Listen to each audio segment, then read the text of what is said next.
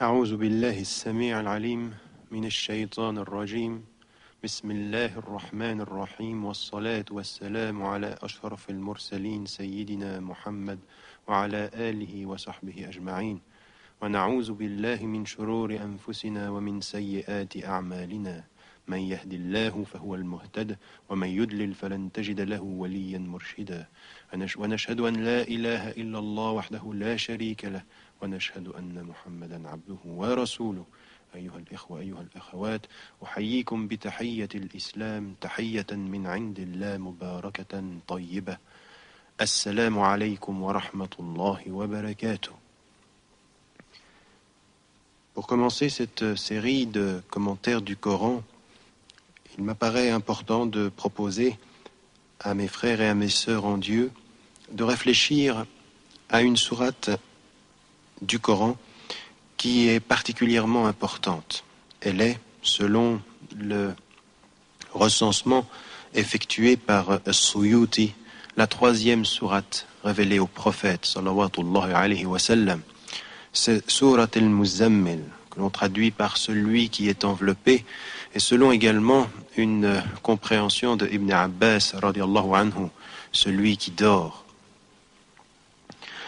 La majorité des commentateurs ont plutôt traduit l'idée par le terme Muzammil de celui qui est enveloppé d'un manteau ou d'un vêtement. Et il est rapporté que cette sourate a été révélée au moment où les gens de Quraysh se posaient la question de savoir comment est-ce qu'il fallait appeler le prophète de l'islam, sallallahu alayhi wa sallam. Certains disaient il faudrait dire de lui, comment peut-on l'appeler? Il faudrait dire de lui qu'il est fou, Majnoun. Et d'autres répondirent non, nous ne pouvons pas dire qu'il est fou. D'autres ont dit il faudrait l'appeler magicien. Et d'autres ont encore répondu non, on ne peut pas l'appeler magicien, il n'est pas un magicien. Et sur ces disputes finalement qu'il y a eu entre le Quraysh, le prophète alayhi wassalam, entendant cela, s'était couvert de son manteau. C'était dans les premières années les premiers mois de la révélation, et le prophète alayhi wassalam avait d'abord eu cette attitude. Et c'est à ce moment-là qu'Allah subhanahu wa ta'ala envoie au prophète de l'islam, sallallahu alayhi wa sallam, ce message important pour nous à plus d'un titre. Il est le début du cheminement, le début de la compréhension, le début de la perception pour nous, également musulmans vivant en 1997, à la fin de ce millénaire selon l'ère chrétienne, en ce 15e siècle pour nous, de l'ère musulmane, de comprendre aussi comment Allah subhanahu wa ta'ala, qui a voulu une certaine pédagogie dans la révélation, qui a voulu faire cheminer avec le prophète sallallahu alayhi wa sallam l'ensemble d'une communauté à mieux comprendre ce en quoi elle croyait, ce qu'elle était, ce qu'elle devenait, ce qu'elle devait être. Il est important de faire ce cheminement et on s'apercevra que cette sourate recèle énormément de secrets, énormément d'éléments vraiment fondateurs pour nous, de la spiritualité, de la concentration, de l'assiduité, de la patience, de l'exil également, puisqu'il est question dans cette sourate de l'exil intérieur, de la persévérance et finalement de cet espoir infini qui réside en notre cœur et qui réside aux sources de notre conscience, qu'il est un Dieu, qu'il est unique, qu'il n'a pas d'associé, que de lui nous venons et qu'à lui nous retournons et qu'à lui nous appartenons également. Eh bien, cette réflexion, elle est fondamentale pour nous en tant que musulmans. Commençons donc par l'étude de cette sourate et au fil des versets, nous verrons apparaître une image finalement très claire de ce que Allah subhanahu wa ta'ala, de ce que Dieu demande à celui qui croit au début de son cheminement, pour parachever dans ce cheminement une foi qui doit être profonde, une foi qui doit être sincère, une foi qui doit être, s'il plaît à Dieu, inébranlable. بعد أعوذ بالله من الشيطان الرجيم بسم الله الرحمن الرحيم يا أيها المزمل قم الليل إلا قليلا نصفه أو انقص منه قليلا أو زد عليه ورتل القرآن ترتيلا. nom de Dieu, celui qui fait miséricorde, le miséricordieux, ô toi qui es enveloppé d'un manteau, d'un vêtement. Tiens-toi debout en prière une partie de la nuit, la moitié ou un peu moins, ou davantage, et récite avec soin le Coran. L'entrée en matière de cette sourate est importante. Au moment où le prophète alayhi wassalam perçoit déjà de façon si évidente les premiers signes de ce qui va se traduire par une persécution intense, les premiers signes de ceux qui sont son peuple et qui finissent par le rejeter et à médire de lui, la proposition, l'ordre, le commandement de Dieu est de dire à son envoyé, ô toi qui t'es couvert de ce manteau, de ce vêtement, pour te protéger de ce qui t'entoure. Eh bien, la protection, elle va résider, elle est finalement au centre de ta vie, dans la prière. Et dans les premiers temps de la révélation, dans les premières années, selon Aïcha radiyallahu anha, cela a duré plus d'une année, selon d'autres commentateurs, c'était une durée de 8 mois. La première obligation pour les musulmans était bien de prier la nuit. Ce n'était pas dans un premier temps les 5 prières que nous faisons aujourd'hui en tant que musulmans, mais au début du cheminement, la prière de la nuit était commandée, était obligatoire. Et ce qui est dit ici, c'est « tiens-toi debout en prière, une partie de la nuit, la moitié, un peu plus ou un peu moins, et récite avec soin le Coran ». Cette idée de la nuit, de cette prière de la nuit qui est demandée aux croyants, dans un premier temps aux prophètes, alayhi wassalam, une longue prière finalement, qui dure longtemps, qui dure une grande partie de la nuit, qui est la véritable source à laquelle le musulman, en face de cet environnement hostile, avec Dieu, seul avec Dieu, empli de cette mémoire, empli de cette présence, va se retrouver dès les premiers moments de son cheminement, à trouver, à chercher, à demander et à attendre du Dieu le Très-Haut le soutien de cette force qu'il va recevoir par la prière. Et Dieu ne lui dit pas simplement de prier une partie de la nuit, la moitié. Il dit également avec force « Warattilil Qur'ana tartila » et récite le Coran avec soin. De façon, disent les commentateurs, Ibn Abbas, mais également Aïcha, mais également Salama, à qui on avait demandé, et Anas également, qui étaient des compagnons du prophète ou des épouses du prophète, on leur avait demandé comment est-ce que le prophète, alayhi wassalam, lisait le Coran. Et ce qui nous est rapporté, c'est que le prophète, alayhi wassalam, lisait le Coran doucement, avec pondération. Et dit également Salama, radiyallahu anha, كان يقطع قراءته آية آية. Il entrecoupait sa lecture, verset après verset. Et le prophète, alayhi wassalam, nous dit Aïcha radiyallahu anha, allongeait la lecture de ces versets, au point que une sourate qui apparemment était courte était plus longue que sa sœur, pourtant plus longue qu'elle. Le prophète alayhi wassalam a suivi à la lettre cet exemple de ceux qui lisent le Coran, non pas simplement pour dire ces lettres, mais pour s'imprégner de ses mots et de son sens et de sa lumière. Et c'est ceci la protection de la prière, une lecture du Coran dans la prière qui rapproche de celui qui nous dit comment il faut prier, comment il faut dire le Coran.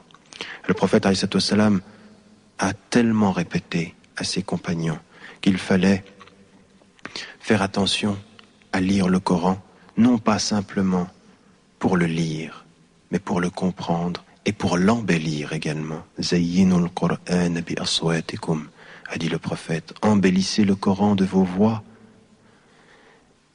Et cette idée qui immédiatement apparaît ici dans cette sourate qui est, je le rappelle, l'une des premières, c'est la force de la prière de la nuit, commandée aux croyants au début du cheminement, comme si elle était une exigence pour renforcer la foi face à l'adversité, et avec une attitude face à cette lecture qui est une attitude de lecture pondérée, concentrée, approfondie, aimante, amoureuse de celui qui est l'amour, de Dieu des hommes qui s'approchent de nous quand nous nous approchons de lui.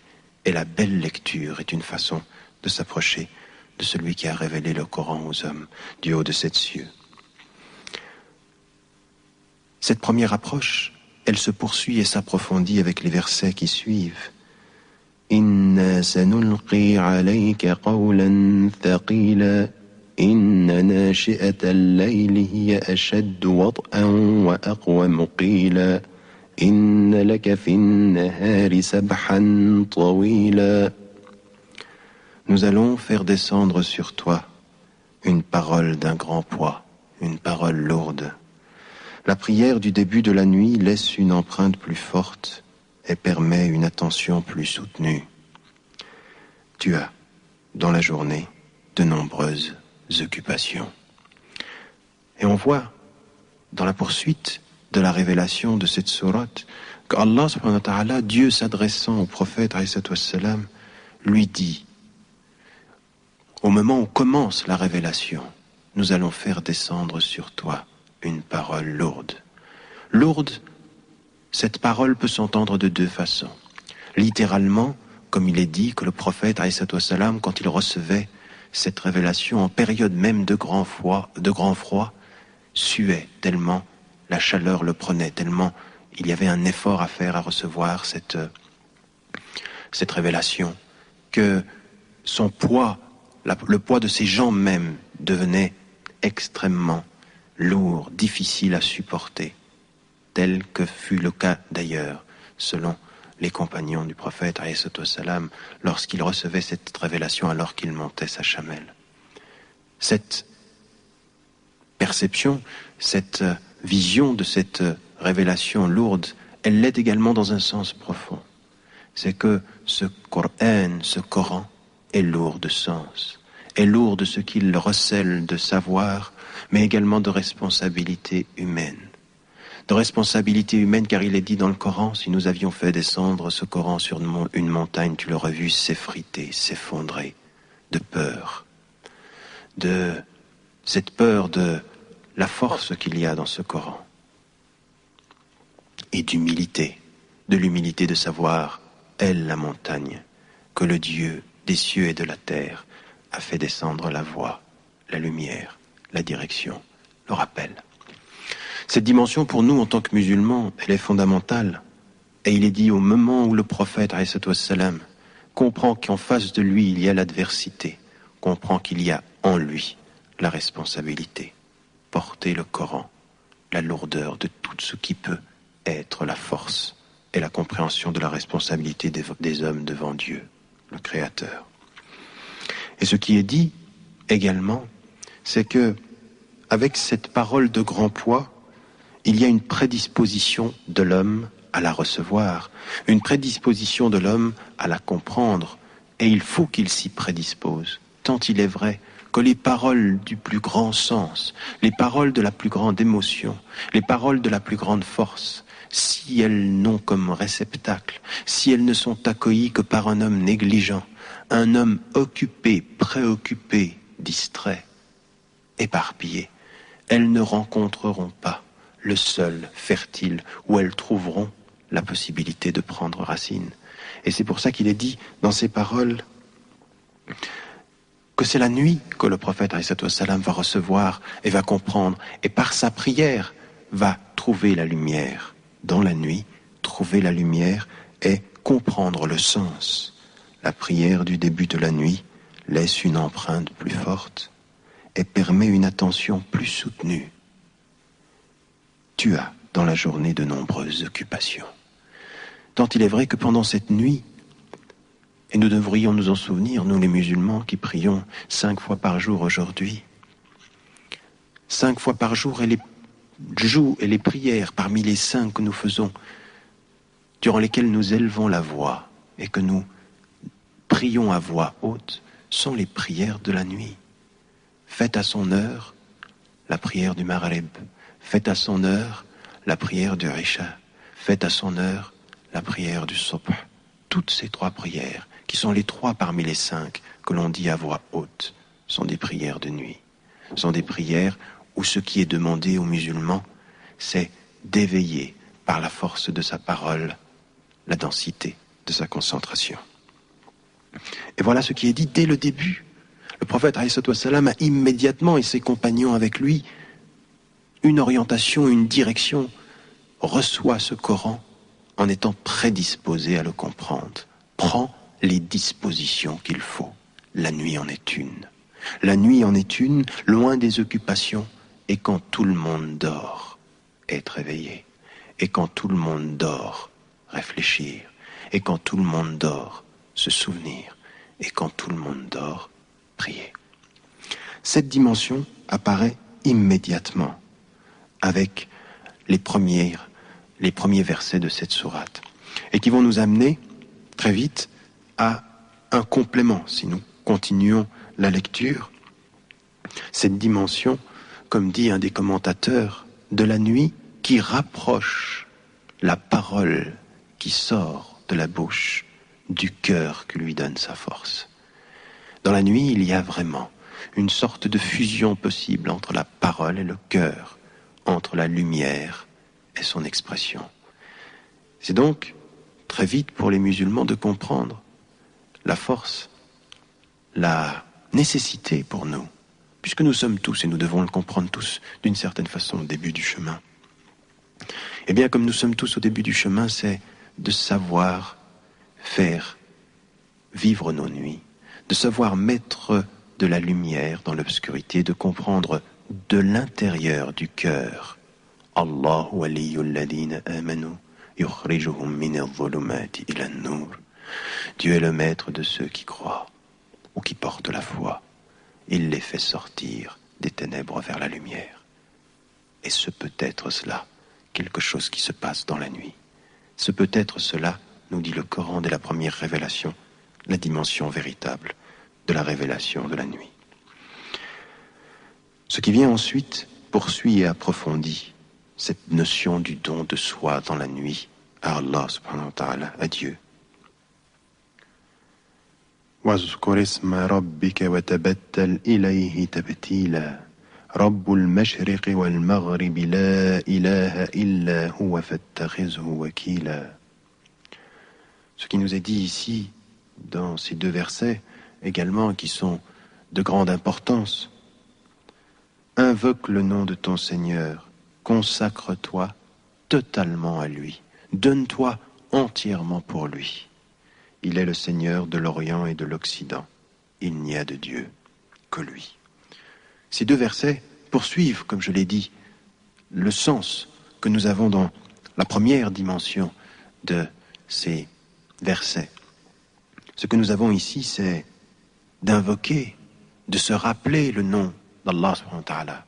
Tant il est vrai que le prophète alayhi salam ne cessait de dire à ses compagnons, multipliez le rappel d'Allah, multipliez le fait de dire avec vos bouches le nom de Dieu, Allah subhanahu wa ta'ala. Et cette dimension, elle est de se souvenir en permanence et de se donner totalement, d'être pour lui en cette terre, qu'il devienne pour nous le centre, l'axe, l'orientation, la lumière de tout ce qui donne sens, qui éclaire, qui oriente, qui dirige, qui façonne nos actes, nos pensées, notre être et notre identité. Et Allah subhanahu wa ta'ala, Dieu dit immédiatement à son prophète, alayhi salam, de se souvenir de Dieu et de se consacrer à lui.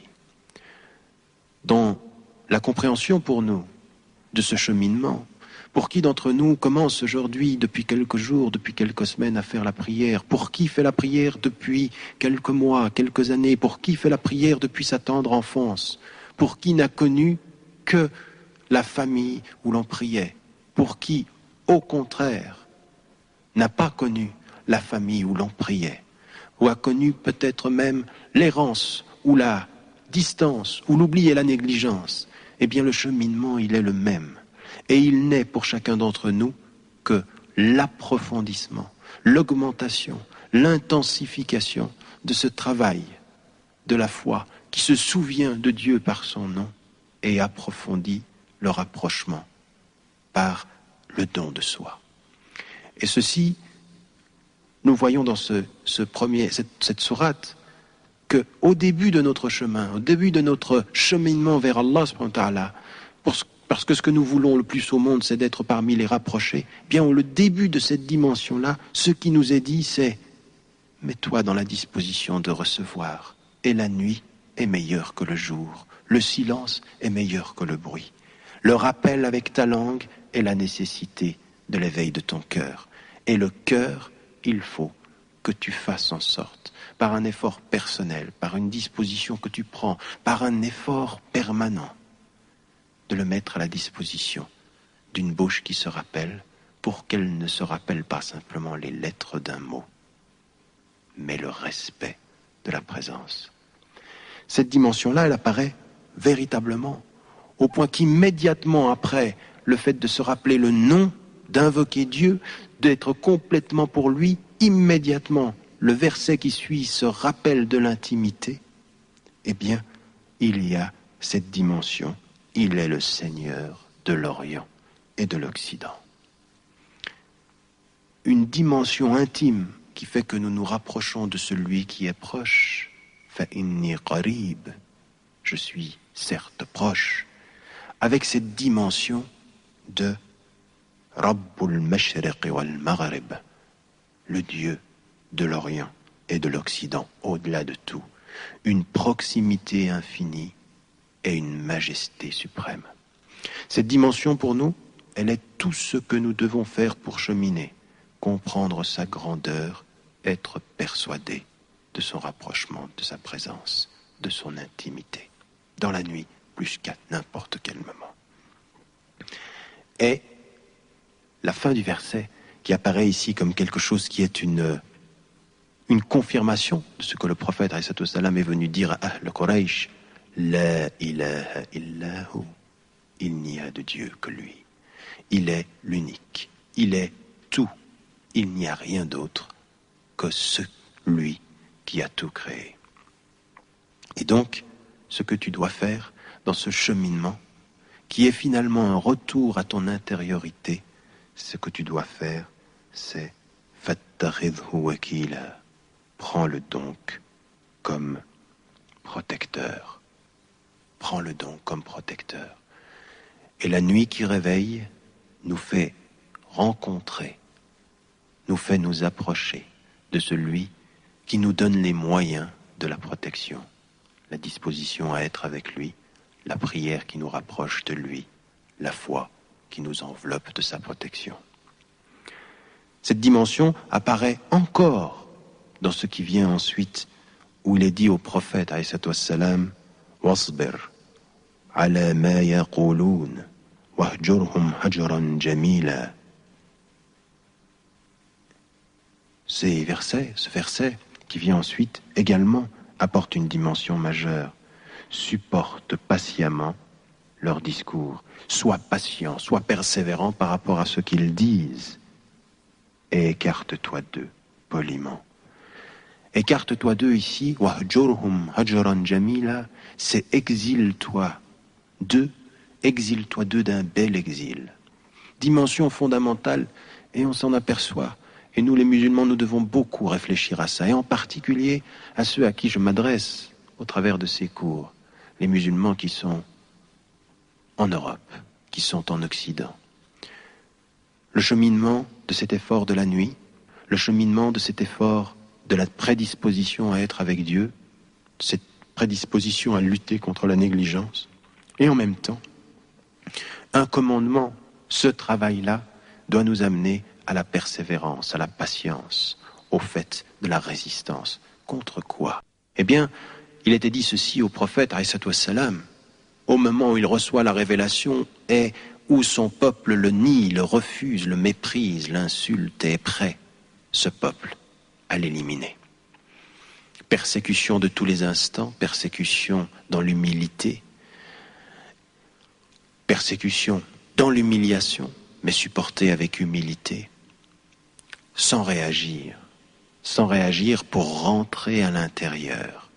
Comme si dans cette sourate, nous avions deux fois l'appel à revenir à l'intérieur, à trouver la force à l'intérieur, à commencer son cheminement de l'intérieur, à être avec Dieu, avec son cœur, pour pouvoir savoir l'être plus tard, avec son être, avec son corps, avec son esprit, être avec lui totalement. Eh bien, ici, ce qui nous est mis en évidence, c'est face à l'insulte, face au mépris, face à ce que certains d'entre nous voient parfois dans la rue. Qu'est-ce qu'ils voient dans la rue parfois? Ils voient dans la rue des regards. Je pense à certaines de ces sœurs qui ont pu me raconter ici et là le regard très dur que certains pouvaient leur jeter. Je pense à ces frères qui ont vu dans le regard de ceux avec qui ils vivaient pourtant, et pourtant avec qui ils sont nés, qui sont parfois de leur quartier, des regards de méchanceté, des regards de mépris, des regards de rejet. Eh bien, comme ce fut le cas, avec une persécution ô combien plus forte, ô combien plus difficile à supporter puisqu'elle a entraîné la mort sous la torture, la mort sous la persécution, eh bien ce qui est commandé au prophète, c'est qu'il persévère, et qu'il soit patient par rapport à ce qu'ils disent, et non pas qu'il leur réponde. La force n'est pas dans l'agressivité de celui qui répond, il est dans le silence de celui qui supporte mieux, dans le silence de celui qui porte cette foi qui est lumière et qui ne réagit pas à tout ce qui est l'agression. Eh bien ici, ce qui est demandé, c'est effectivement plus encore que le silence, c'est s'exiler à l'intérieur d'un bel exil, donner le change par une belle attitude extérieure et un exil intérieur qui soit beau. Wahjurhum hajran jamila, un bel exil, c'est-à-dire une attitude qui exprime une élégance dans le retrait, mais qui reste le retrait, pour retrouver la force à l'intérieur. Et n'oublions jamais que c'était le début du chemin pour le prophète, salam. C'était le début du chemin, fondamentalement, avec cette prière qui était la force à laquelle il devait puiser sa force. Et l'exil, puisque cette prière-là est exil finalement. La prière est exil. Elle est exil quand on sait où l'on va, quand on prie. Finalement, il s'agit bien de cela. La prière est un véritable exil d'un homme qui s'éloigne du monde pour venir sur le terrain, sur le territoire, dans l'espace du rapprochement avec Dieu. Encore faut-il se prédisposer à cet espace, à ce voyage finalement de la prière dans la nuit, dans la concentration. Si nous continuons la lecture, nous voyons que tout, justement, dans cette perspective, amène à la réflexion autour de ça. Tu t'exiles, toi, ô prophète, alayhi wassalam, et ce que Dieu dit, c'est وَذَرْنِي وَالْمُكَذِّبِينَ أُولِي النَّعْمَةِ وَمَهِّلْهُمْ قَلِيلًا إِنَّ لَدَيْنَا أَنْكَالًا وَجَحِيمًا وَطَعَامًا ذَا غُصَّةٍ وَعَذَابًا أَلِيمًا يَوْمَ تَرْجُفُ الْأَرْضُ وَالْجِبَالُ وَكَانَتِ الْجِبَالُ كَثِيبًا مَهِيلًا. Laisse-moi avec ceux qui crient au mensonge, avec ceux qui vivent dans l'aisance et accordent-leur un court répit. Nous détenons en vérité des chaînes, une fournaise, une nourriture qui reste dans la gorge, et un châtiment douloureux. Pour le jour où la terre et les montagnes trembleront, où les montagnes deviendront semblables à des tas de sable répandus. Eh bien, ce qui nous est dit ici, et ce qui est dit au prophète, alayhi salam, c'est cette préoccupation qu'il doit avoir de son propre cheminement, de trouver la force dans la force de la prière, de trouver la lumière au cœur de la nuit, d'être avec Dieu de tout l'être de son être, intimement, personnellement, quotidiennement, et de ne pas se préoccuper finalement de ce qui arrive à tous ceux qui vont le martyriser, le persécuter, le mettre à l'épreuve, car finalement, ce que le prophète alayhi salam comprend immédiatement avec ces versets, ce qui lui est donné de comprendre, c'est qu'il n'est pas victime, il est à l'épreuve, et il n'a pas, lui, au-delà de ce qu'il voit, à se préoccuper de ceux qui aimeraient le voir disparaître. Ici, ce qui nous est dit, c'est qu'il faut comprendre que Dieu, au-delà de ce que nous voyons, s'occupera de ceux qui persécutent, ceux qui marchent dans la voie et qui essayent de mesurer leur vie à l'aune de la vérité, de la sincérité, du rapprochement, de la foi, tout simplement. Eh bien, ici, ce que nous avons, c'est Allah subhanahu wa ta'ala qui dit « Laisse-moi avec ceux qui crient au mensonge. Ne te préoccupe pas d'eux. N'en fais pas le seul objet, le seul paramètre de ton action. » Tant il est vrai que nous voyons certains de nos frères et certaines de nos sœurs oubliant tout de leur devoir et se préoccupant en permanence de critiquer et d'agresser ceux qui ont quelque chose contre l'islam. Et dès le début de ce cheminement, Allah subhanahu wa ta'ala dit « Wadharni, laisse-moi, c'est moi qui m'occuperai au-delà de ce que tu vois, au-delà de l'apparence de tout ce qu'ils ont. » Parce que parfois c'est troublant de voir tous ceux qui sont autour de nous, qui ne croient pas et qui semblent être aussi riches de tant de matière, heureux de tant de confort, en paix et de malgré tout, de sembler être en paix et de malgré tout vivre de la médisance et de la critique injuste. Eh bien Dieu dit, au-delà de ce que tu vois, justice sera faite, même si tu ne la vois pas. Même si tu pourrais un jour t'arrêter sur ce que tu vois, sache qu'il est une chose, qu'il est un jour qui viendra au-delà de ce qui est et qui fera justice de la vérité et de la sincérité des uns et des autres. Et c'est ce qui nous est dit ici. Accorde-leur un court répit. Ils vivent dans l'aisance aujourd'hui. Ils peuvent même aller jusqu'à la critique la plus injuste, la persécution la plus noire, et c'est ce qui est arrivé au prophète, son propre peuple le persécutant avec la plus dure des férocités. Eh bien, ce qui lui est dit ici, c'est « laisse-moi ». Et puis, un jour viendra où il y aura des chaînes, où il y aura justement ce châtiment de l'enfer, où il y aura une nourriture qui, elle, aujourd'hui, vivant dans l'aisance, les rappellera demain à cette aisance qui les a fait tout négliger. Ce châtiment sera douloureux. Et ce jour-là, tout ce que tu vois, d'apparemment si fort, sera devenu si faible. L'homme, dans l'aisance qui te critique, la communauté, dans sa force qui te persécute, la montagne, dans sa majesté, qui tremblera et qui deviendra semblable à un tas de sable répandu.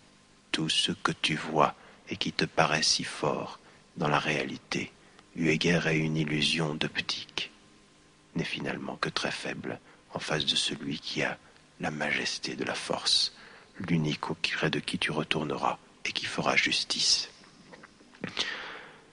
Plus loin encore, au-delà de ce que tu vois, Allah subhanahu wa ta'ala, dès le début de la révélation, a toujours associé, mais il le commence immédiatement à associer la dimension de ce que tu vois autour de toi, les montagnes, l'espace, l'environnement, avec la dimension historique.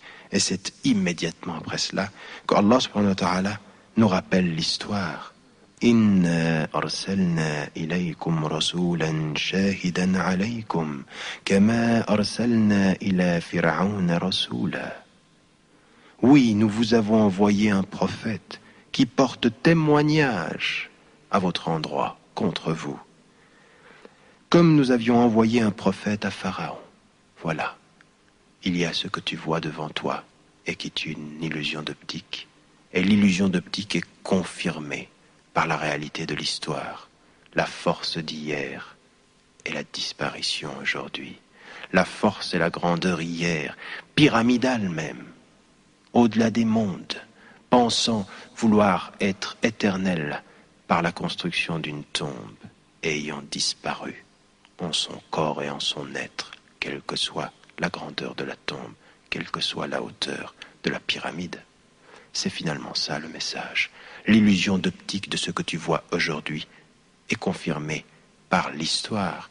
Et pour nous dire ce que nous devons voir au-delà du temps, Allah subhanahu wa ta'ala immensément, multipliant ces exemples dans le Coran, nous rappelle à l'histoire et nous parle ici pour nous faire comprendre ceci. Et pour nous aussi, musulmans vivant en Europe, de comprendre, quand nous voyons tous ces gens respecter et admirer Pharaon, inspecter cette grande civilisation, elle a disparu. Elle est vidée. Il ne reste que les signes de sa disparition. Mais Dieu ne disparaît pas. Il est vivant et il ne meurt pas. Il est au-delà de ce qui passe. Celui qui reste, celui qui demeure, présent à ton cœur, éveillant ta conscience, pour te rappeler par l'histoire qu'au-delà de l'histoire, il est dans l'éternité. Cette force aussi que nous retrouvons, elle est de nous dire que le prophète, alayhi wassalam, est ce témoin, comme auparavant il fut d'autres témoins pour d'autres peuples. Et ce qui nous est dit, c'est Pharaon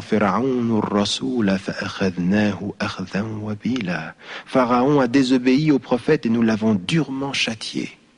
Pensez à l'histoire, pensez à ce qui fut avant vous pour comprendre qui vous êtes. Et sachez qu'en sachant qui vous êtes, vous saurez où vous allez, vers qui vous retournez, celui qui a décidé que le temps était un instrument de dévoilement des vérités pour qui sait y réfléchir.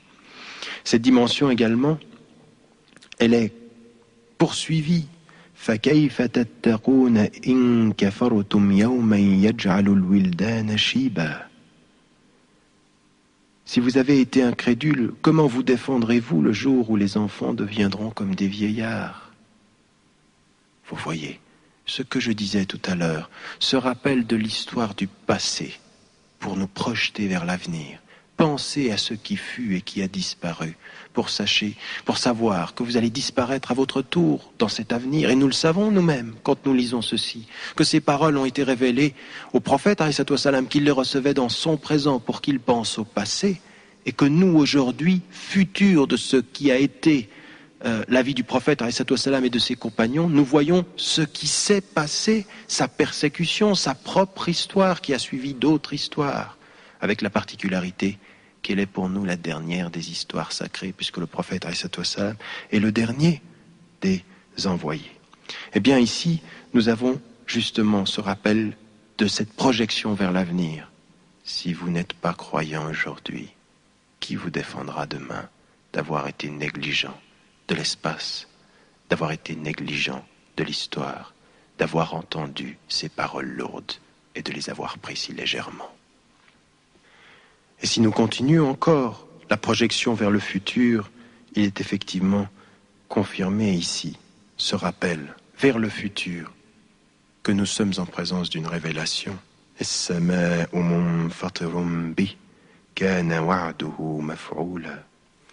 Devant cela, le ciel se fendra et la promesse s'accomplira. Certes avec certitude, certes dans la plus grande des intensités de celui qui croit, la compréhension profonde que l'histoire dit l'avenir. Que Allah subhanahu wa ta'ala, par les histoires qu'il nous raconte, des prophètes qui ont précédé le prophète, alayhi wassalam, eh bien, il nous dit l'avenir. Mieux se souvenir de ce passé pour préparer son avenir. C'est cela, la révélation fondamentale. Et c'est ceci qui est confirmé. Inna hadhihi tadhkira faman sha'a ittakhadha ila rabbih sabila. Ceci est vraiment un rappel, et c'est le 4e nom du Coran, le rappel al-dhikr. C'est un rappel que celui qui le veut prenne donc un chemin, le chemin vers son Seigneur. Et c'est bien ce que je disais au début de cette explication. C'est un cheminement qui commence par une prédisposition, qui commence également par une façon de voir l'univers autour de soi, ces montagnes qui ne seront rien, voir ceux qui sont dans l'aisance et qui sont pourtant médisants, menteurs, injustes, ils sont rien. Ils disparaîtront, comme disparaîtront ces montagnes, comme sont disparus les peuples orgueilleux auparavant. Ils sont disparus, parce que la disparition est le signe qu'il est lui, au-delà de ce qui disparaît, celui qui accompagne ceux qui croient en lui. Eh bien, cette dimension fondamentale, c'est ce rappel. Si Dieu le veut, alors on suivra son chemin.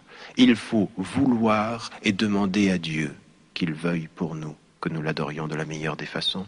Raison pour laquelle il faut se souvenir de ce que le prophète alayhi salam a enseigné à l'un de ses compagnons, en lui disant qu'après chaque prière, et c'était Mu'az ibn Jabal radiallahu anhu, qu'ils disent Allahumma a'inni ala dhikrika wa shukrika wa husni ibadatik. Ô Dieu, aide-moi à me souvenir de toi, à te remercier et à parfaire mon adoration. Dieu aide celui qui veut être aidé, et en voulant être aidé, il se rappelle du rappel. Il est, avec le rappel, au centre de ce que Dieu veut de lui. Et si nous continuons, nous comprenons que les compagnons, dès le début, comprenant l'obligation qui va ensuite disparaître, car la prière de la nuit, qui fut d'abord une obligation, va être remplacée par les 5 prières quotidiennes. Mais ce que Dieu dit, c'est que dès le début, il voyait, reconnaissait et accompagnait de sa force, protégeait ses compagnons du prophète qui avec lui priaient pendant la nuit. Inna rabbaka ya'lamu annaka taqumu adna min thuluthay al-layli wa nisfahu wa thuluthahu wa ta'ifatun min alladhina ma'ak wallahu yuqaddiru al-layla wan-nahar علم أن لن تحصوه فتاب عليكم فقرأوا ما تيسر من القرآن. Ce qui nous est dit ici, c'est la poursuite de cette compréhension.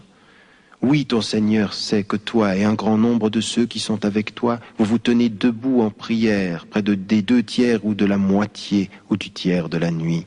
Dieu fixe la mesure de la nuit et du jour. Allah subhanahu wa ta'ala a reconnu, il sait, Dieu, que vous n'en faites pas le compte exact et il vous pardonne. La reconnaissance de ce prophète qui a commencé son cheminement dans une spiritualité, la recherche d'une spiritualité intense dans la nuit, priant 1/3, 2/3, plus que la moitié de la nuit pour se rapprocher d'Allah subhanahu wa ta'ala. Et cette obligation va être levée par la suite. Mais c'est comme si nous devions comprendre que dans le début de notre cheminement vers Dieu, qui pour nous ne cesse d'être un début finalement, et surtout quand nous vivons dans l'environnement dans lequel nous vivons, dans une persécution qui n'est pas une persécution armée, mais qui est pour nous quelque chose de difficile moralement à supporter. Ce monde où tant de plaisir, tant de confort, tant d'appels à la négligence sont une persécution pour notre cœur, même si parfois nous oublions les exigences de notre cœur par un esprit qui se laisse attirer, par un corps qui se laisse emporter.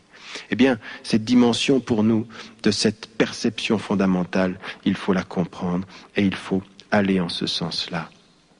Comprendre ce qui nous est dit ici d'Allah subhanahu wa ta'ala qui donne la possibilité maintenant aux musulmans de diminuer. Yukhaffif alayhim. Il diminue l'exigence qu'il avait sur eux.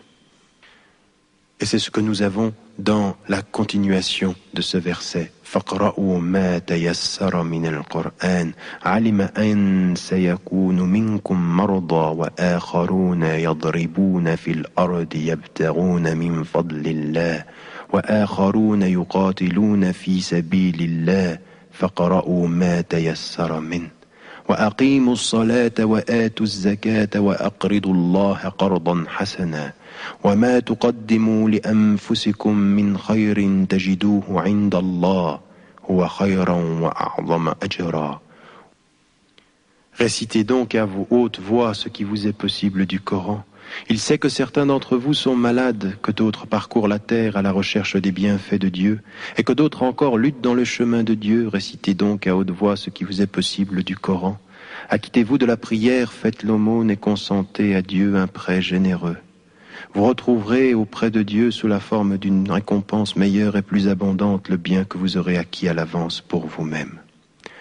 Cette dimension où Allah subhanahu wa ta'ala dit savoir aujourd'hui que parmi ceux qui se lèvent la nuit et qui ont tout donné de leur être pour Allah subhanahu wa ta'ala, dans leur compréhension que c'est ce qui était nécessaire pour acquérir cette force de la spiritualité, qui était finalement, ou qui restera et qui demeurera jusqu'à la fin des temps, et c'est ce que nous devons comprendre en tant que musulmans, la seule force, la force du cœur, la force de l'être, la force de la lumière intérieure, contre toutes les persécutions, contre toutes les insultes.